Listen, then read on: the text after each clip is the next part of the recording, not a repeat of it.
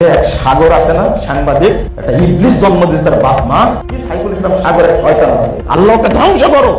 আমার নাম ধরে বলেছেন আমি যেন ধ্বংস হই, আমি ইরানের পক্ষ নিচ্ছি।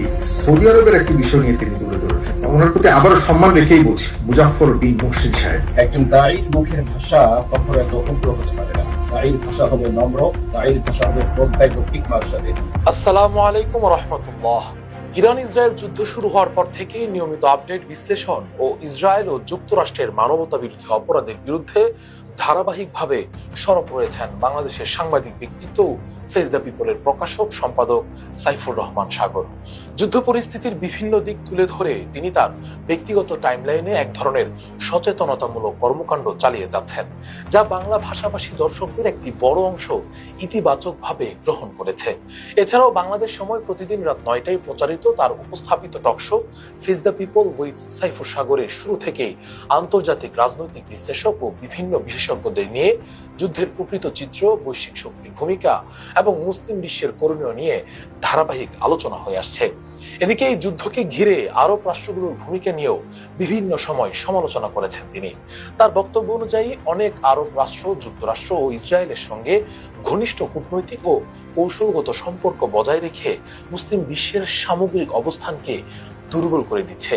সম্প্রতি একটা অংশকে তার এই অবস্থানের তীব্র বিরোধিতা করতে দেখা যাচ্ছে। বিশেষ করে দেশের এক আলোচিত বক্তা, যিনি নিজেকে আহলে হাদিসের শায়েখ হিসেবে পরিচয় দেন, তিনি প্রকাশ্যে সাইফুর রহমান সাগরের বিরুদ্ধে কড়া ভাষায় সমালোচনা করেন। এমনকি মসজিদের মতো পবিত্র মিম্বারে দাঁড়িয়ে এক আলোচনায় তাকে লক্ষ্য করে ব্যক্তিগত আক্রমণ ও তার বিরুদ্ধে নেতিবাচক মন্তব্য করা হয়, যা সামাজিক যোগাযোগ মাধ্যমে ব্যাপক বিতর্কের সৃষ্টি করে। সাগর আছে না, সাংবাদিক, একটা ইবলিস জন্ম দিয়েছে তার বাপ মা। ও সারাদিন সাইফুল ইসলাম সাগরের শয়তান আছে, আল্লাহকে ধ্বংস করো। ও বলছে ইরান যেন মক্কা মদিনায় দখল করে এদেরকে যেন সব হত্যা করে ফেলে। আমি শাসকদের কথা বলছি না। আমরা মুসলিম হওয়া সত্ত্বেও সৌদি আরবের শাসকদের বিরুদ্ধে কথা বলার সুযোগ নাই, অথচ আমরা নিজেদেরকে মুসলিম দাবি করছি। পারবেন তাদের মাটিতে বসে তাদের বিরুদ্ধে কথা বলতে? সেই সাহস আছে? সেই সাহস নাই। কারণ হলো তারা ধর্মীয় আলোকে দেশ পরিচালনা করে না। তাদের নিজস্ব শাসকদের নিজস্ব নিয়ম, পারিবারিক নিয়ম রয়েছে, যে তাদের পরিবারের ক্ষমতা এদিক সেদিক হয়ে যাবে, এই নিয়ে কেউ কথা বলে তাদেরকে গলা কেটে। পর্যবেক্ষকরা বলছেন মতবিরোধ থাকতেই পারে, কিন্তু কোনো ব্যক্তি বা বিশ্লেষককে উদ্দেশ্য করে এমন অশালীন ভাষা ব্যবহার কিংবা ব্যক্তিগত আক্রমণ একটি সুস্থ ইসলামী আলোচনার পরিবেশের সঙ্গে কোনোভাবেই সামঞ্জস্যপূর্ণ নয়। এই পুরো বিতর্কের পেছনে একটা প্রশ্ন প্রাসঙ্গিক হয়ে দাঁড়ায়। ইরান ইসরায়েল সংঘাতে একজন মুসলিম হিসেবে আমাদের দৃষ্টিভঙ্গি কি হওয়া উচিত?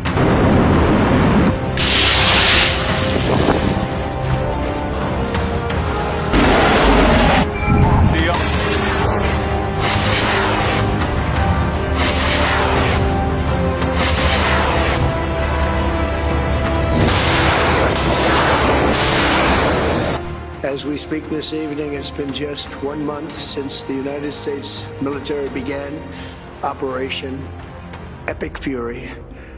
বিভিন্ন ইসলামী চিন্তাবিদ ও বিশ্লেষকদের মতে এই সংঘাতকে শুধু শিয়া সুন্নি দ্বন্দ্ব হিসেবে দেখা ভুল, বরং এটি আগ্রাসন বনাম প্রতিরোধের একটি বড় বাস্তবতা।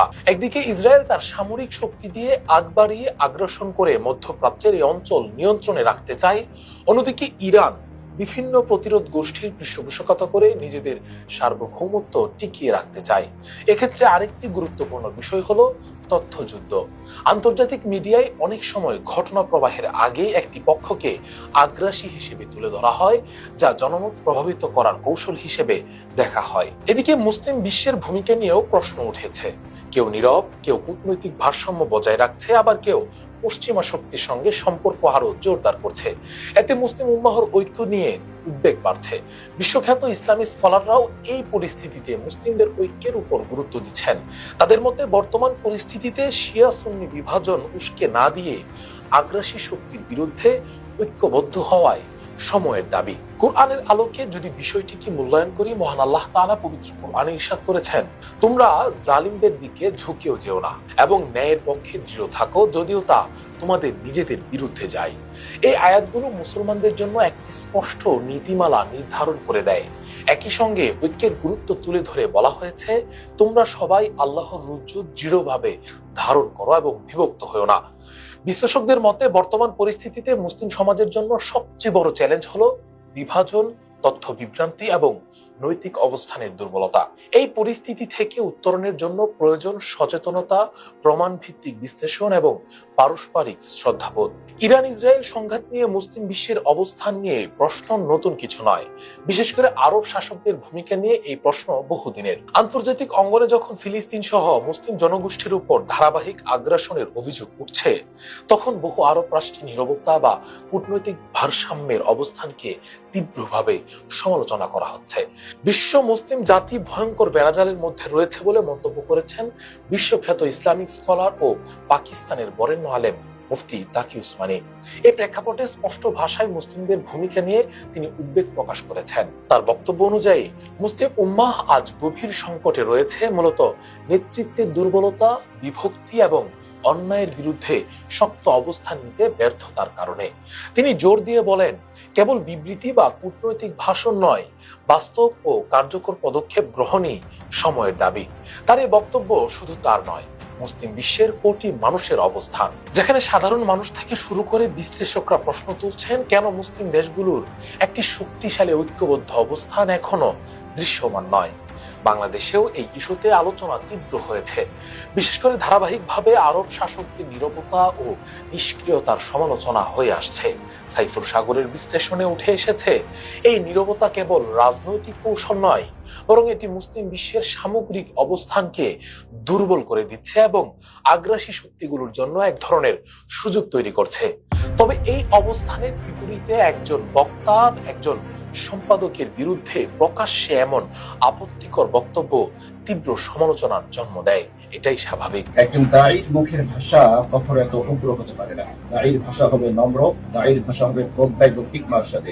কোরআনে কারীমের মধ্যে আল্লাহ সুবহানাহু ওয়া তাআলা নির্দেশ দিয়েছেন, উদউ ইলা সাবিলি রাব্বিকা বিল হিকমাতি ওয়াল মাউইযাতিল হাসানা।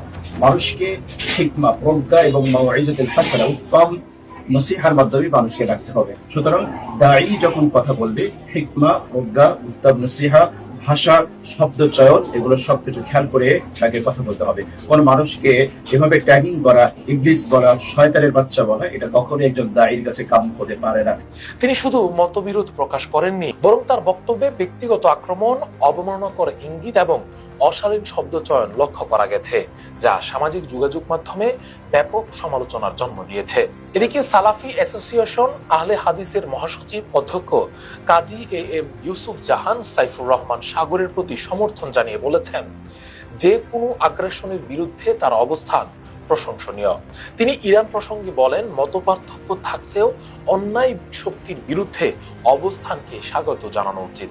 এ সময় সাইফুর সাগরকে লক্ষ্য করে ব্যক্তি আক্রমণের তীব্র নিন্দা ও প্রতিবাদ জানান তিনি এবং সংগঠনের পক্ষ থেকে দুঃখ প্রকাশ করেন। পাশাপাশি অন্যায় অত্যাচারের বিরুদ্ধে সাগরের কলম, চ্যানেল ও কণ্ঠস্বর আরো জোরালো হওয়ার আহ্বানও জানান তিনি।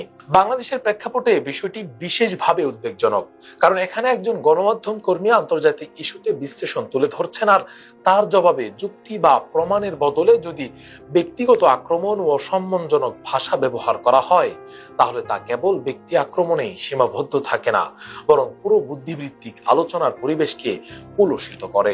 ইসলামী বিশ্লেষকরা মনে করছেন এটি শুধু অনাকাঙ্ক্ষিত বিষয় নয়, বরং অত্যন্ত দুঃখজনক ও নিন্দনীয় প্রবণতা। মতবিরোধ থাকতেই পারে, কিন্তু তা অবশ্যই শালীনতা, জ্ঞান ভিত্তিক যুক্তি এবং ইসলামী আদবের মধ্যে সীমাবদ্ধ থাকা উচিত। এতক্ষণ সাথে ছিলাম রাকিবুল ইসলাম রইস, ফেস দ্য পিপলের সাথে।